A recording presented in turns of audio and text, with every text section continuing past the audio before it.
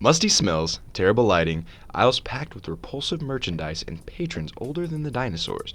If that is your perception of a thrift store, odds are you haven't been in one recently. In the past few years, shoppers have begun to shake the chains of the current fashion trends and branch out.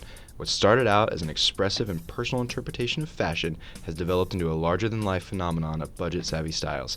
Fashion icons and social influences for younger generations now stretch decades back, and this has allowed for the thrift shop trend to emerge.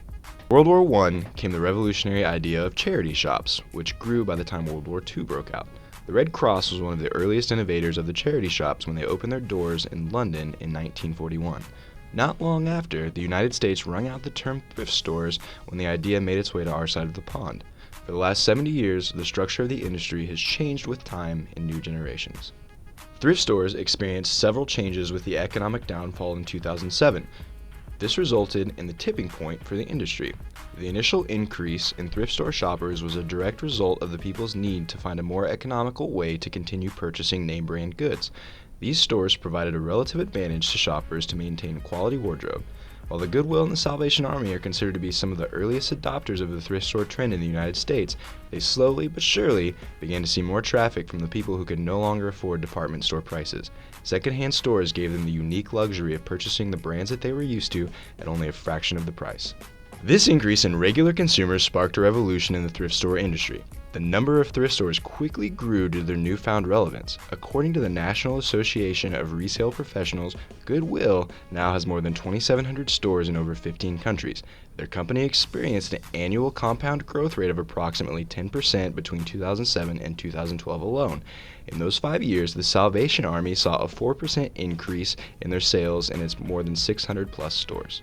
Though the economic recession helped springboard the popularity and the growth of thrift stores in the past few years, several trends have emerged to continue to support this industry. For college students and young adults alike, themed parties have become almost mandatory. Instead of desperately digging through their parents' closets for the perfect pair of neon leggings, jeans to destroy, or that shirt with shoulder pads, we now turn to our local thrift and consignment stores to find the needed items from every era. Fads and fashion trends from past decades have re-emerged and are now being embraced by younger shoppers. Now, thrifting doesn't just allow people to stay in style on a budget, it also gives them the unique opportunity to be trendsetters without breaking the bank. At thrift stores, people find one-of-a-kind items for less than the mass-produced clothes sold in department stores. These decades' worth of styles enhance and develop their individuality. Irma Zandel, president of the Zandel Group, which tracks consumer lifestyle, said that people today take pride in being individual and unique, in setting trends versus following them. And with so much sameness at malls throughout the country, one way to achieve this kind of originality is by buying retro and vintage items that are no longer in production. Now that shoppers are focused on finding one-of-a-kind items, we have seen a rise in specialty secondhand stores like Rockstar & Rogers and Plato's Closet that specifically market and cater toward trend-setting teens and college students. These members of the late majority are finally able to capitalize on the thrifting trend due to its increased popularity.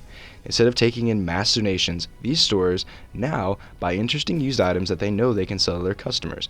This gives secondhand shoppers the chance to make money off their used clothes rather than just buying the used clothes that others have to offer, and even creates a loyal group of returning customers for these stores. When shopping in thrift stores was just about saving money, people were embarrassed to admit that they bought things that were previously owned. As the trend caused secondhand shopping to grow in popularity, people began to take pride in their steals. Patricia Williams, who blogs about shopping on a budget, told USA Today that I didn't tell people to thrift at first. Now I proudly tell my friends that my dress only cost 50 cents.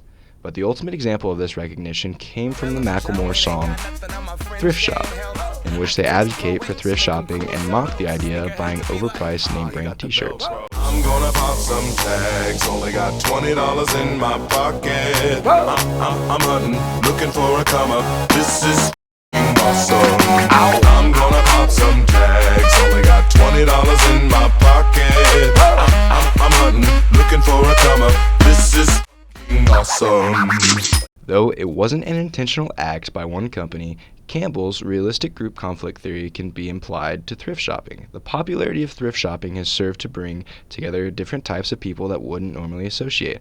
Young people with completely different styles have been drawn to secondhand shopping, and now these normally separate social groups can all identify with the thrift shopper mentality.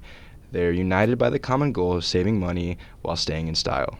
So next time you're looking to pop a few tags with only $20 in your pocket, remember, your local thrift store has a lot to offer. I'm gonna pop some tags, only got $20 in my pocket. I'm hunting, looking for a comer. This is awesome. Is that your grandma's coat?